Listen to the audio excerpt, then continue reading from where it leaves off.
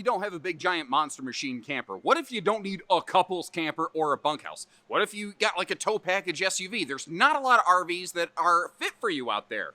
So, we made up our own. Welcome everybody, Josh the RV Nerd of Bish's RV here with the very first of our new Go Lite series, exclusive to us at Bish's RV. This is a completely unique set of mini campers. It's a very limited floor plan family, but basically what we noticed is that there were people who had like the tow package SUVs, the smaller mid-size pickups, the fact that everything is always, here's a couples camper, here's a bunkhouse. What about the solo RVer? What about the family that just wants to spend their time outside and not inside? What about the single parent that just wants to take their kid out for the weekend?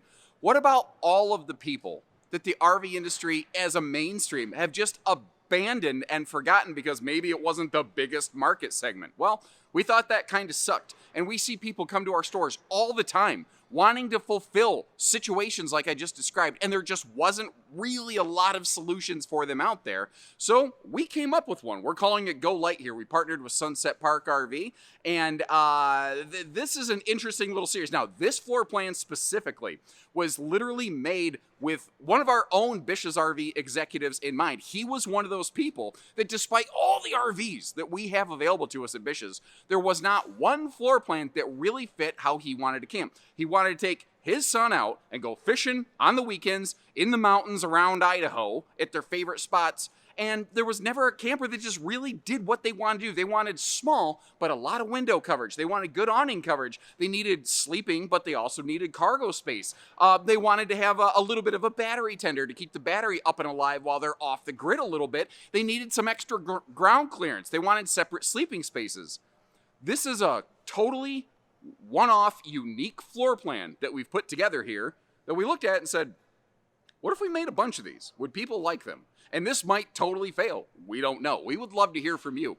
What do you like? What do you dislike? How could we continue to change, evolve, and improve this? Are there other floor plan concepts we should put in? As we go through this video, leave all that feedback, anything that you're willing, and let's see what we can come up with together. Now, because this is a small camper and it has a little bit of a different approach, I wanted to take a little bit of a different approach to it and kind of start right from the beginning here. Mary Poppins kind of taught us that starting at the beginning is a very good place to start. One of the tricks with this camper is where it's parked currently. We have all these curtains right next to it, and you from the outside are not going to get the big full effect of all that awesome window coverage right there. The thing is, though, this is a very small RV, so to try to give you a feel of the floor plan, the layout's tricky. I'm going to do something I don't normally do. I'm going to give you a very brief, slow look at this thing in a crazy fisheye wide-angle lens. This is not actually representative of the RV. I think it just helps you kind of see how A connects to B connects to C. And then once you kind of have that lay of the land, I feel like it's easier to kind of pick up and absorb what we're going to get from there.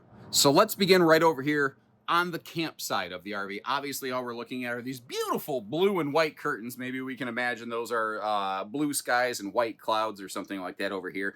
And we're back out of the realm of wide-angle lens mode. But this is what I like about this. If you are stuck inside, or if it's just early in the morning and you're just sitting here having your bacon and eggs, drinking your coffee, whatever the case may be, this little trailer doesn't feel super little when you're inside sitting down. Don't get me wrong. If a couple people want to start getting up and walking around this little thing, yeah, it's going to get tight really quick. I'm not trying to overpromise and under-deliver this thing, but it gives you at least a sense and feeling of space, and the cross breeze ventilation you're going to get off this is going to be redonkulous.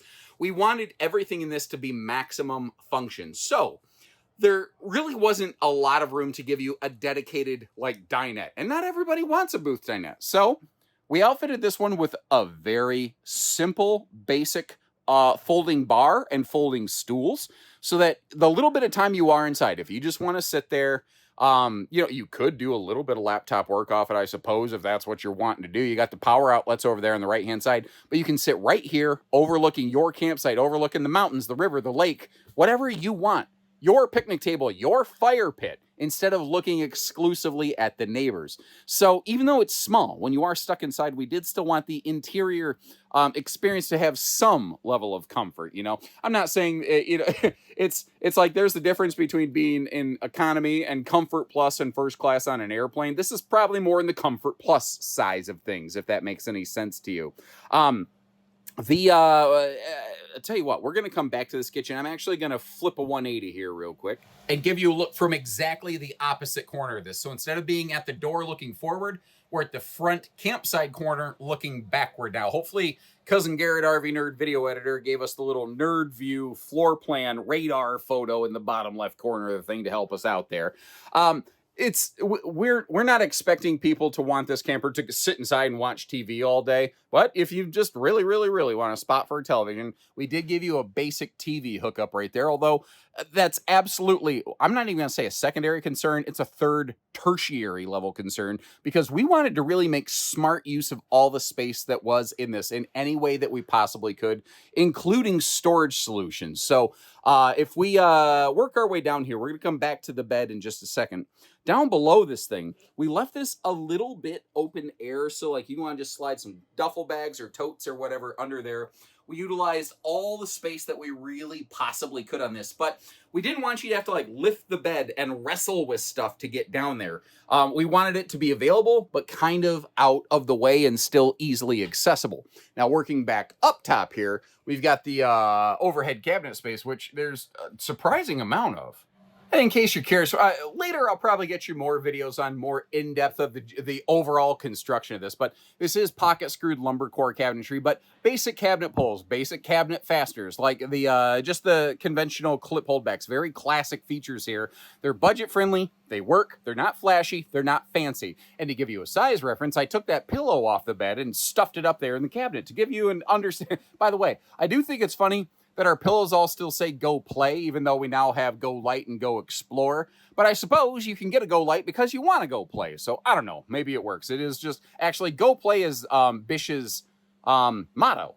That's like making memories, go play. That's our vibe basically. So like all of our clothing, all of our apparel for our staff members has always said Go Play at Bish's. It's not just the name of a product. This bed, I do want you to understand, it is an oddball custom size. Again, this floor plan was made with the idea of one person taking the one kid out for a fishing weekend. But if you are a honeymooning couple who is getting to know one another biblically, this might work for you right here. But the thing is, we wanted all of our Go Lights to be able to accommodate, potentially small families who just, they're going for that basic camping, not fancy glamping arrangement. So we always are going to try to outfit these with a second sleeper wherever we can. So where we could, we included things like that fold down bunk, which doesn't have to be a bunk. You could potentially use it as some alternative cargo space. Although I would be kind of curious, because we have the fold down mini sofa here. What do you think about that idea? Do those of you who have camped for a long time, do you remember those classic folding cabinet bunk convertible combos? I think that's something that could be really cool right here. But we did also want everything on this just to be simple and straightforward. Now, this is a 150-pound rated upper bunk. It's a long span without massive support below it, so we didn't want to get stupid with the rating. This is made for a small kid. And you might want to put a little safety rail on that, depending on what you feel like doing. You might notice, though, that above that cabinet back there, there's that open pocket. Here's a quick look at that thing up close and personal. Don't get me wrong, it's not like it's the biggest, most massivest little, compartment ever, but we added some households, some USB plugs. That's a big thing for us. In any of our series, anywhere that we can, where you're sitting or sleeping, we want you to have power solutions available to, again, help you through those rainy days or just charge your phone overnight. But getting back to the storage conversation, what's really cool about this camper is that we found space in this little thing to outfit it with not one, but actually two pantries. Now, they could be, pantry food storage. They could be, what do I want to say? Like, you could fold your clothes up, stuff them in there. You got to have a place for your clothes, obviously. And the little space over here under the sofa, we found some extra room there. So we just opened it up and we gave you the ability to flip the top or drop the bottom to get to it however you want. This cabinet over here, this vertical cabinet, I'm calling pantry 2. I would personally, there's a little tweak I'd like to see on this, because this top segment, you might notice, is wide open. And there's nothing like a hanging rod or rack or anything in here. I think it would be cool if this had at least one removable shelf in the middle and maybe like a small clothing rod at the top, just in case you wanted a place to like hang a jacket or something like that. You know, we wanted to put something in there. Now, this is a 12 volt fridge. It's a small little compressor fridge. A lot of people are going to say, you know, you talk a couple times in this video about potentially doing a little bit of boondocking with it. That's really hard on a 12 volt fridge, especially when this thing doesn't have a big solar outfit on it. And all of those things that you may or may not have been thinking are absolutely accurate and correct. The challenge is there's not really a lot of readily available, affordable supply for gas electric two-way refrigerators in North America at this time. So we would have been willing to put a gas electric two-way fridge in this, but the cost of the refrigerator would have been about 3 times greater, and you would have only got 2/3 of the cold storage space.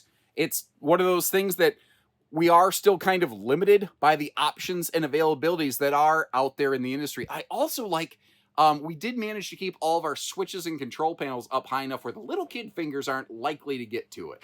And it is a little camper. We wanted to kind of break rank from what we've done in like our Go plays that always have a very traditional dry bath. We did outfit these with a wet bath. And for some folks, you might have been like, right there, that's a deal breaker. We get it. But in a small camper like this, there are a lot of people who don't use the bathroom in their RV at all, who are like, you know, I'd just convert that over into a closet or something. And you know, it's basic. It's very basic. And what you really have to be good about doing with this, because of the weird shape of this up in the front corner, there's not really a lot of readily available solutions for like, you know, fiberglass wall paneling or shower surrounds or anything like that. So you're going to have to make sure if you do take a quick shower in here, you wipe down the walls with your towels. Now, if you are boondocking in the middle of nowhere and you don't worry about Sasquatch peeking at your jiggly bits, you could take an outside shower because it has an outside hot-cold utility shower, maybe a little cowboy shower. And as you see on the left side of the screen, it's tight like a tiger around that toilet. If you're an American-sized individual like me, it's you're not going to do anything more in there than you really have to, you know? Now, one last little detail here. One of the things that I think is kind of cool about this is the way that dining bar can get out of the way. So, depending on how, like while you're towing, if you need to just pile stuff in here, like you've got lots of campsite chairs, you got your, all the outdoor stuff that, you know, because this RV has very limited outside storage capacity, but all the outdoor stuff that you're going to want, like folding picnic tables, we kind of give you a place to put that. And one of the cool things about these, rear wall door campers is that it creates that north-south potential cargo space right there where you can load things right into it.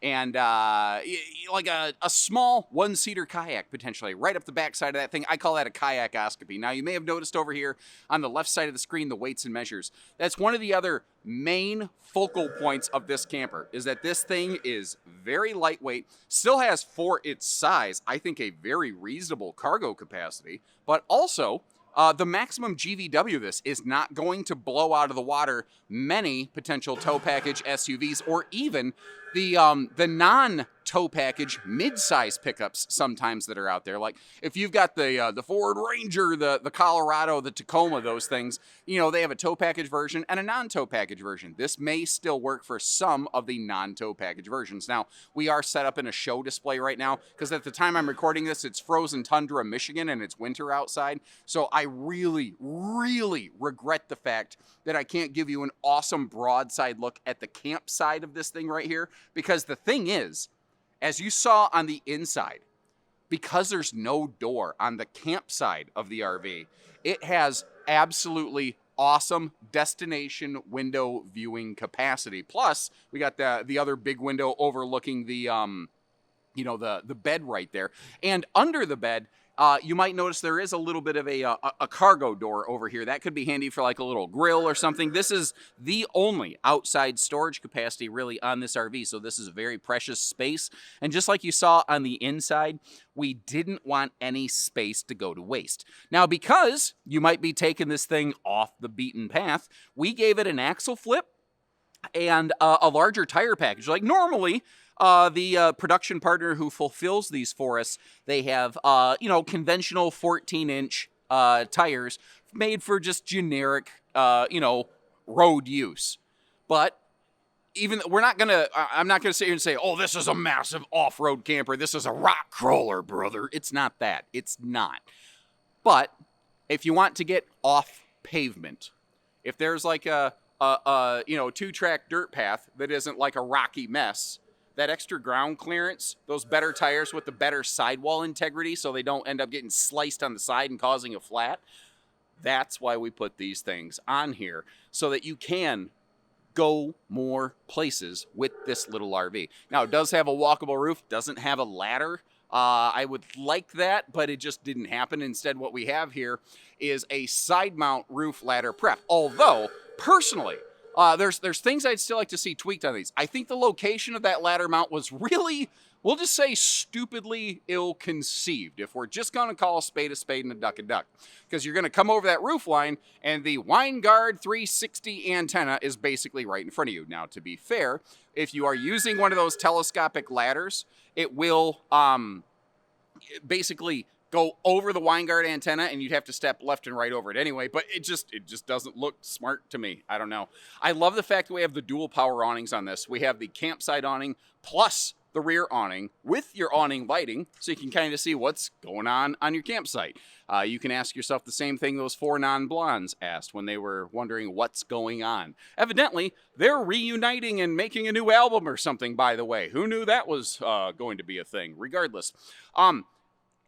Again, we went with fashion second, function first on these. I do really like the general sidewall look of this. You've got our new Wayfinder Go logo on here. It kind of just looks, people said it looks like a spaceship, a Star Trek logo. That's our Go G with the little Wayfinder logo on it, kind of cleverly disguised in there. I think that's actually kind of looking kind of cool. Now, a couple handy little details on this. Being as small as it is a single sewer outlet. It's not a this table's in the way. Let me get you kind of up here, because your kitchen, your bathroom, all the plumbing is right up front. So it is a single sewer outlet. You've got the hot, cold outside utility shower. But some of our little, like we have our own service platform called RV Fix, where people can get remote service, like telehealth for campers, where you can basically like FaceTime a tech and we can walk you through fixes. Things like having a battery disconnect and a basic battery tending solar package on this. Nothing massive. This does not have a gigantic solar package on it. I think it's a 100-watt solar panel on the roof with the capacity to scale up to 300-400 watts somewhere in there, give and take. I still have to kind of verify that. The maximum scalable capacity. The idea here is being just enough to keep your battery topped off and tended up. And again, I know that the exterior look of this is kind of incomplete without a look at the camp side of this, but with the display that we're in, it's the best I can do short term. I also want to point out, we made sure to add front and rear stabilizers on this, so that the thing doesn't have that herky-jerky wiggle-jiggle when you get to your campsite, you know. And you might notice over here, based on a lot of your feedback, we did outfit these with a propane-based water heater, so that, when you are off-grid and whatnot, there's a lot of people who say when you're boondocking, the on-demand water heaters are just a little bit inefficient, and they kind of tend to waste water, and people just don't always like how they work in a boondock scenario. And we did want to kind of build for that. Now, to be fair, this does not have massive holding tanks, but it's got just enough to do a basic little camping weekend or, overnight fishing trip or something like that. That's all this was really made for. This wasn't made for like living off the grid, like Daniel Boone or whatever. So once again, this is just kind of the first of our Go Lite floor plans here. This will not be a series where we're going to have like 12 little campers like this. Like in a small space, there's only so many ways to put things together. And there's already some good small campers out there. But again, we felt that there were specific people and use cases They just weren't well addressed and identified. So that's our first one. This is going to be our second one over here. Instead of the Cloudbreaker, we call this one the Boulderback because we went way over the top with these names on these little campers. But I think there's something fun. There's something special. There is something here, I think. But you could say I'm a biased party, certainly. I'd like to hear what you think, since really you're the ones that we're building this for. What is it doing that you like? What is it not doing that you wish it would? This will never be a super fancy, all composite build kind of camper series. It's made to be budget friendly, small, super, super lightweight, but just maximally functional. All function over fashion kind of camper, although I think we've got actually some pretty sweet little widgets on this thing. But let me know what you think. Check the links in the video description if you'd like to learn more. If you're curious or serious about pricing, we'll have links right there and all that listed for you. And until next time, take care, stay safe, have fun, and happy camping, everyone.